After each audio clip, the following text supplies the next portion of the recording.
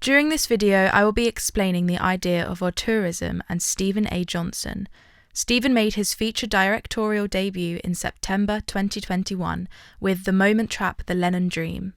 For a first-time director, his work is more than astounding and leaves a hard-hitting mark on the independent film industry through his use of unique devices to tell a story. Here is The Moment Trap, The Lennon Dream. Warning, this video contains spoilers, particularly that ending. A quick overview of the plot of The Moment Trap, The Lennon Dream. As his girlfriend Gabby leaves him, skint gardener and avid John Lennon fan Mickey Sharp receives bad news. His filmmaker friend Arav Garg has been killed in a car accident, leaving an unfinished documentary about a London parking scam. Traffic wardens are blocking cars with other cars, booking them and then having the cars lifted for being illegally parked. This is being run by small-time crook Danny Mason. Arav's aging mother asks if Mickey and his close friends Frankie, Sherbet and Bay can finish her son's film. The commission is worth over 30 grand. They take Arav's filming equipment to Mickey's house sit, where the lovesick Mickey studies Arav's film footage and notes about the parking scam. Sidney Vex, a high-profile drug dealer in the film and entertainment industry, has a plan of his own. His black Bentley has just been driven over 2,000 miles, loaded with 15 kilograms of cocaine. There will be a driver swap in London, so the cocaine cannot be traced to its final destination. Danny Mason pays for a tip-off about where that driver swap will take place and plans to block the Bentley and have it lifted away, knowing that if it's legally impounded, no one will claim it in case the drugs are found.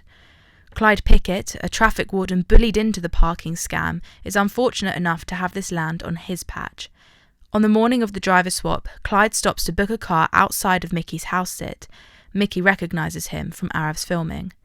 When Mickey's friends arrive, they are horrified to find Clyde tied to a chair and Mickey optimistic that he can get a filmed confession from Clyde about the parking scam. Following on from Mickey's actions, as the tension and frustrations build, the four learn that Clyde's kidnapping has ruined Danny Mason's plan to get the cocaine. They soon realise that they are trapped in a standoff with armed, drug-dealing gangsters. Danny's henchmen catch up with the four friends and make them hand over all they own. Clyde's filmed confession about the parking scam is on a memory card that ends up back in Danny Mason's possession. When Mickey turns up to get it back, he finds Sidney Vex already there with other intentions for Danny.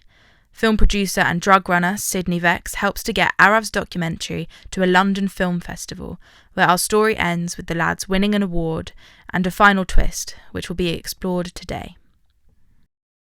I ain't paying for breakfast. Now get out of the way.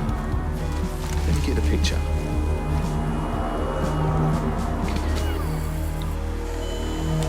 Nice one. Right, come on. Clear this stuff away. I'm getting hungry.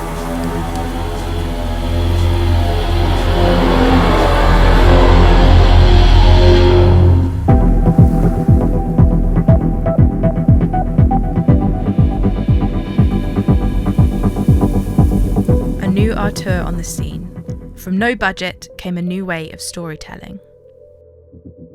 In the opening scene of The Moment Trap, The Lennon Dream, we see what appears to be a young man being murdered in his car. The camera then tracks to the back of the car to reveal the number plate, which reads Arav Garg. This is our first introduction to a character, and instantly Stephen Johnson's new creative approach to storytelling is presented to audiences for the first time. By displaying the name of the character whose vehicle it is, Johnson is able to directly interact with the audience through what is such a small detail in most other films. This element being introduced early on and reintroduced throughout the film makes the impact of the final scene ever much more poignant. By the time Bainton Jones is introduced, the audience are now primed to expect this to be part of the film aesthetic. At this point in the film, a series of phone calls are made between friends Bay, Mickey, Frankie and Sherbet, whereby they each hear the news that their friend Arav has died in a car accident. Of course, the audience already know what really happened. During this short sequence, the protagonist, Mickey Sharp, walks past an irate lady. It appears her car is being lifted despite her best efforts to prevent this. Straight away, we see Jed Watkins, suggesting them to be an important character in this story. Let's watch on. Fresh out of school and on to minimum wage. We got a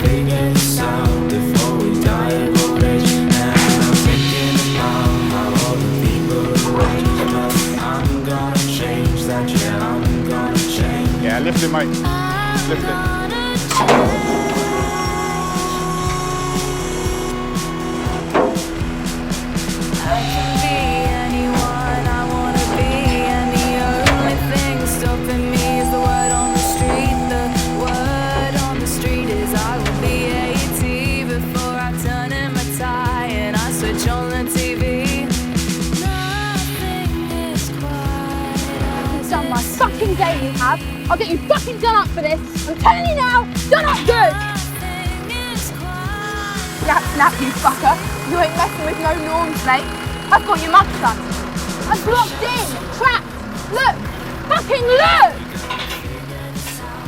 You're all fucking on it, mate. On it. All of ya, done. Not a minute over, not a fucking minute.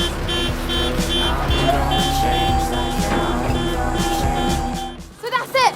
Just fucking roll up and take it. Piss off. The warden called for a fucking lift. I told you, I'm the lift. You can't just fucking take it, it's mine.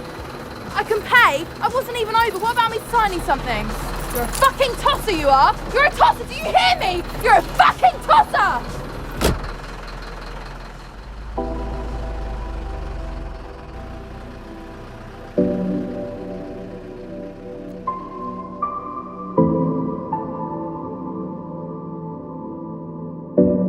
This is where the number plates really start to work. Before this point in the film, number plates have been used to introduce the principal named characters in the story. But the angry driver plate suddenly pushes the audiences out of the narrative, forcing them to view the film actively and not get lost in the story being told. Angry driver isn't a name, it describes to the audience the function of this character though, and brings an element of comedy after a scene with rising tension. The audience may laugh and then question why they laughed. This sets the audience up to make political, social and moral judgments on the action later on in the film. This creative device is continued as more characters are introduced via their number plates, including our beloved traffic warden, Clyde Pickett. Another key moment in the film happens here when Mickey wrestles Clyde to the ground and subsequently ties him up, hoping to get some sort of confession out of him. This inevitably makes Clyde late to booking the Bentley. Don't let me down, Clyde. Just fucking don't. This use of number plates starts to get really interesting during the blocking in of the Bentley. The blue car's number plate reads blocker. The cars driving past read victim. This describes the car from a fictional perspective, yet again reminding the audience that this is not real life and instead making it more theatrical. Mickey has now blindfolded and tied up Clyde, and he makes phone calls to Frankie, Sherbet and Bay, telling them to meet him at his house sit to finish Arab's documentary. Clyde's boss, Bill, becomes increasingly angry as he has not kept up his part of the job by getting Clyde to book the Bentley so that it can be lifted. Where the fuck is he, Bill? He should be there. Don't worry, Danny. I'll call him again. Meanwhile, Sidney Vex's henchmen prepare to unblock the Bentley. Yes, there is another named number plate here. This one reads Bobby, and we can see that Bobby is in the driver's seat, waiting for Brian to drive the Bentley away when he can. One by one, the other three lads arrive at Mickey's house sit, each of them having a unique reaction to the tied-up traffic warden. This is a tied-up traffic warden in the lounge of your fucking house sit, not part of a documentary. Oh, he was outside, so you kidnapped him. Hi guys, how's it going? Danny Mason's vehicle appears several times during the parking scam montage that the four lads watch with Clyde. We also see another victim plate during this sequence, where actress Joan Linder plays an elderly lady who has fallen victim to this scam. She actually delivers quite a funny line here, but I won't spoil that one for now. This next scene is where Jinxie learns that Jules gave Danny the tip-off of where the driver swap would take place, undermining their boss Sidney Vex. After some toing and froing between Clyde and the four lads, Mickey, Frankie, Sherbet and Bay learn what they've really just got themselves into. Bill tracks Clyde to Mickey's house sit, and he arrives armed.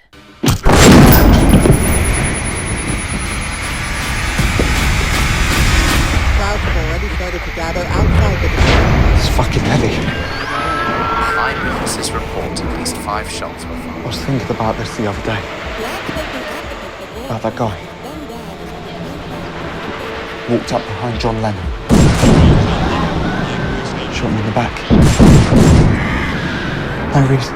In Central Park today, over 200,000 people dead. I couldn't get out of my fucking head. Can you Eyewitnesses report at least 5 shots were fired, 4 of them hitting John Lennon in the back. Take them up. We also saw Mickey have this same vivid imagination of John Lennon's murder during the opening sequence as he wakes up in bed. His fixation on John Lennon is presented throughout the film through props, set design, as well as these flashbacks. Back to number plates. Sidney Vex's backup has arrived, and Johnson has shown this very quickly using the plate of the vehicle. The audience instantly know what is going on, nothing is being kept from them. We get to see the Sidney Vex plate drive away, passing the blocker and victim cars, as well as Danny Mason. Shortly after driving away from the car swap location, Danny arrives at Mickey's house sit.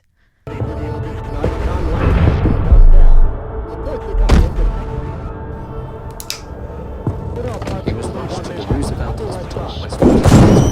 5 shots were fired. You're gonna use it, are you? Because if you ain't... Fuck! The 4 lads shove the traffic wardens and Danny into Frankie's car. Meanwhile, Jules is having a picnic with her daughter when Jinxie arrives. Jules is assassinated by Jinxie because she was unloyal to Sidney Vex. Sidney is informed with a text message that reads, "Tidy." After dumping the bodies, the 4 lads go via Sherbert's house to drop off his bag containing his money before heading to the pub. A white van pulls up and we are instantly told that this is Max, Danny's henchman. The 4 lads are threatened with a gun and ordered to get in the van. So they do. After being beaten up, Sherbert's bag with money inside is stolen by Max.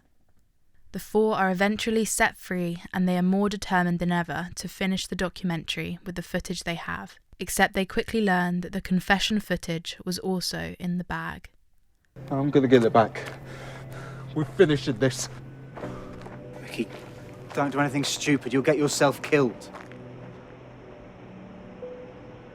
Mickey finds Danny Mason's car lot and he is determined to get the footage back.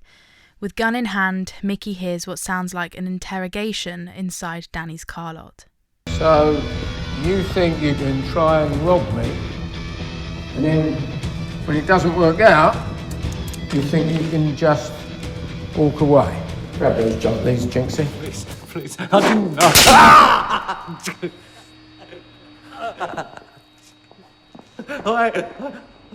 know. Mickey enters the building to find his boss, Sidney Vex, torturing Danny Mason. Mickey explains his need for the memory card that Danny had stolen from Sherbert. Danny reluctantly directs Mickey to where the bag is, and Mickey finds more than he was looking for, and probably more than he wanted to find. Mickey discovers a photograph of his friend Arav, murdered, in Danny's possession. What's this? Answer him! Wasn't an accident, was it?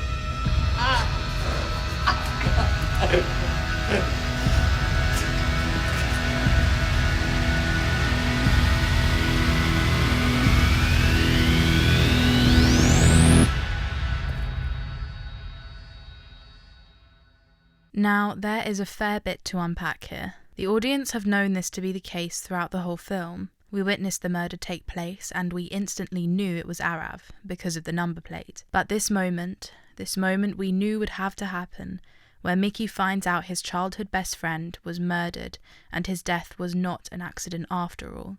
It still hits hard. This is because of the way Johnson has told the story thus far, and it's really not over yet, trust me. By using these new artistic devices to tell this story, Stephen A. Johnson has not allowed the audience to fully immerse in the narrative and get lost in the action as if it were real life.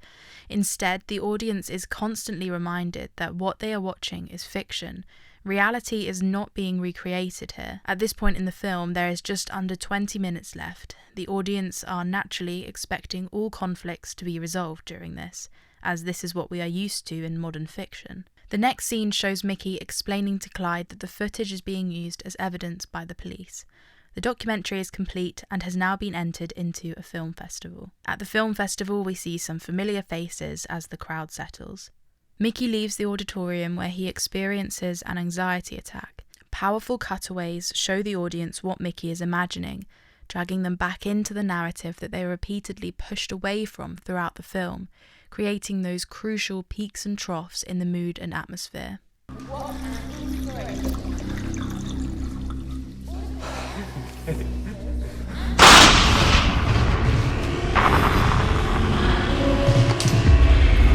Okay.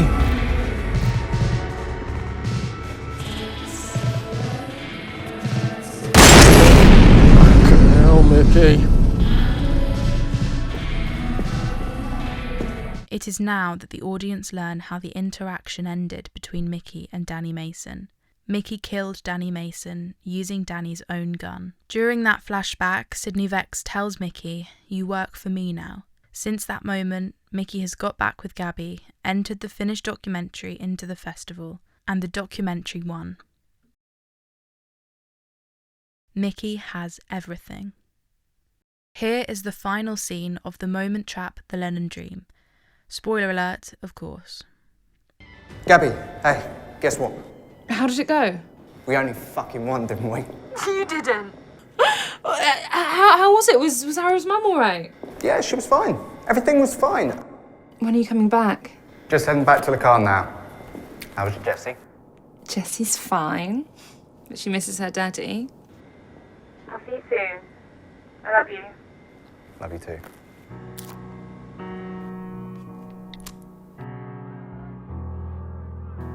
Did you hear that, Jessie? Your daddy is on his way home. Standing beside John He was waiting for Yoko and fighting for peace up in heaven.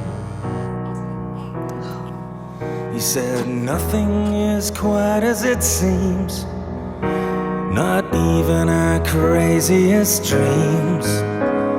Does anyone know what I mean? That nothing is quite as it seems, nothing's quite as it seems.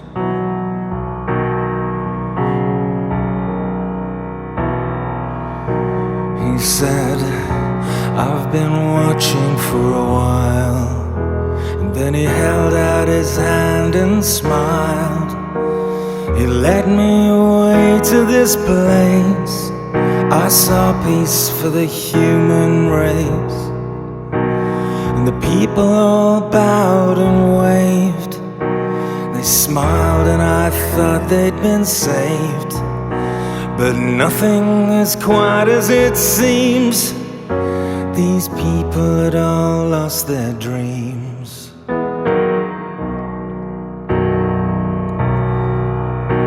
We sat and we watched from above.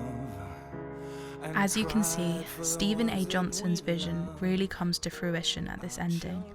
Mickey Sharp, whom the audience have come to know and love and root for, has everything. He's got Gabby, he has a baby, and he has just won Best Documentary.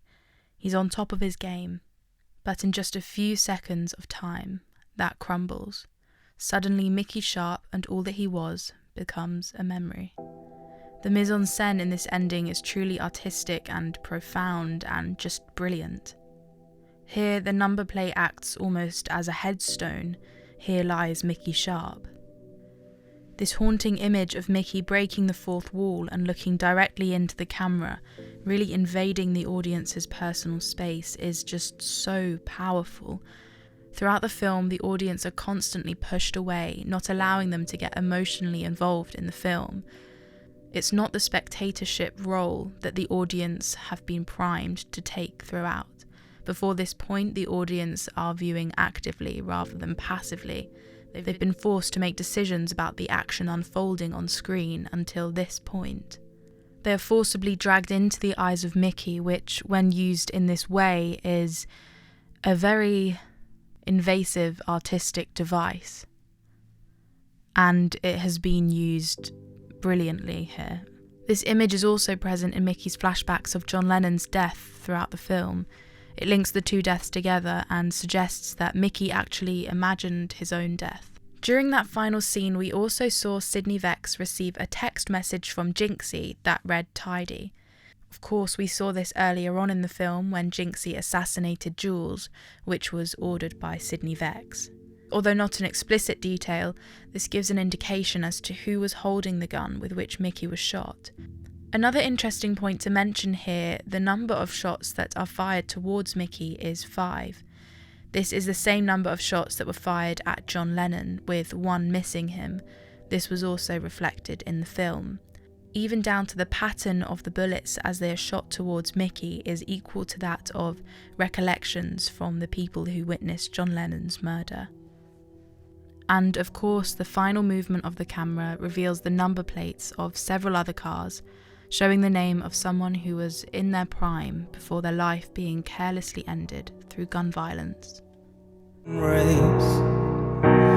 the people all bowed and waved.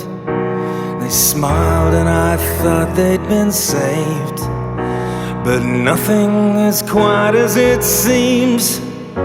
These people had all lost their dreams.